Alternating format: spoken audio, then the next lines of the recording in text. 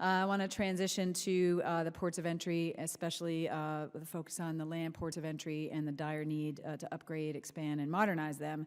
As many of my colleagues have mentioned, the border provides challenges for security, but also provides opportunity for commerce, which is tied to our economy, growth of jobs, and so we've got to figure out how to be able to let the good stuff in and keep the bad stuff out. And the infrastructure is a main facilitator or barrier to that, and we see that in my community, and many of us have talked about that already. Many members, including myself, are concerned about the prioritization process. It doesn't seem totally transparent to us or understandable. I mean, I hear about a capital investment plan. I hear about a strategic resource assessment process. And Mr. Gelber, you talk about a border master planning process. This is like this is a bureaucracy headache. It doesn't seem very obvious what the process is to us, what the prioritization and the criteria are. We want to make sure that it reflects common sense criteria, because how you measure and rank order things obviously can determine the outcome, whatever criteria that you're using.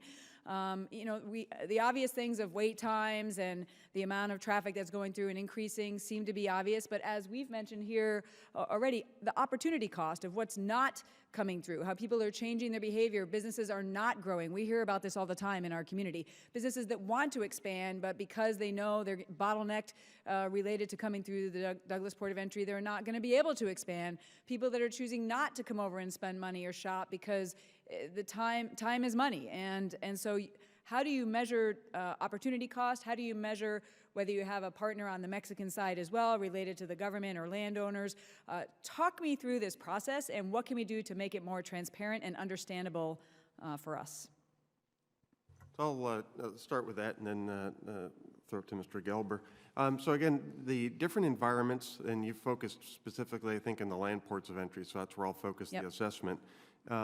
Starts with the strategic resource assessment. So what that is CBP personnel going to the ports of entry, literally going through in a check sheet type fashion and assessing the infrastructure as it exists.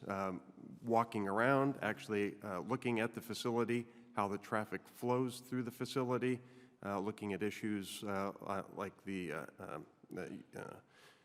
building systems. Is the facility basically working or not working? Also interviewing the staff to find out what's going on with that facility. And that gives us basically the foundation for the existing facilities, what's going on there. We do work in the regional planning, so we do take into account, try and factor in, is there projected workload growth at that location? You try and factor in, do the Mexicans or the Canadians have a project that would need to work with you on that? What are the local highway and transportation plans? So we start with that basic resource assessment, then factor in what else is going on in the environment. Do you include local stakeholders in that, or just the staff? Local stakeholders.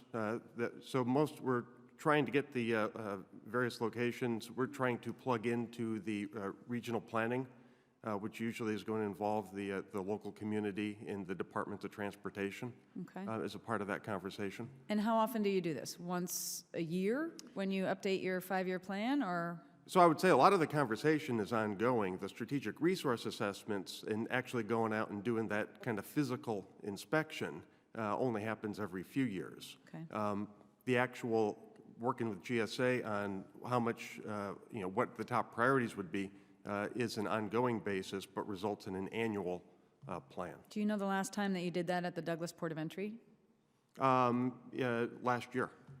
We actually did the walk around. 2015. Okay, great.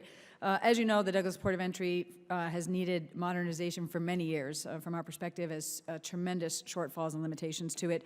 We have struggled to find the financing. Where is the Douglas Port of Entry on the prioritization list? And could you please provide the committee with the most recent capital investment plan? And will you guys please share future iterations of the plan with this committee, given the significant interest of our members? We'd prefer not to try and extract it from you, but actually deliver it to us in a timely manner. Sure.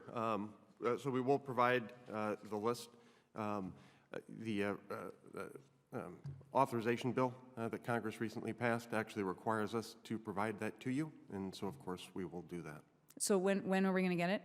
So I think that, I forget what the exact time frame was after enactment. I think it was about 3 months after enactment, so it would be later this spring or summer is when we owe it to you, and that's when we'll deliver it. Okay, I mean, other committees have it already, so we're just wondering, when are you going to deliver it to this committee?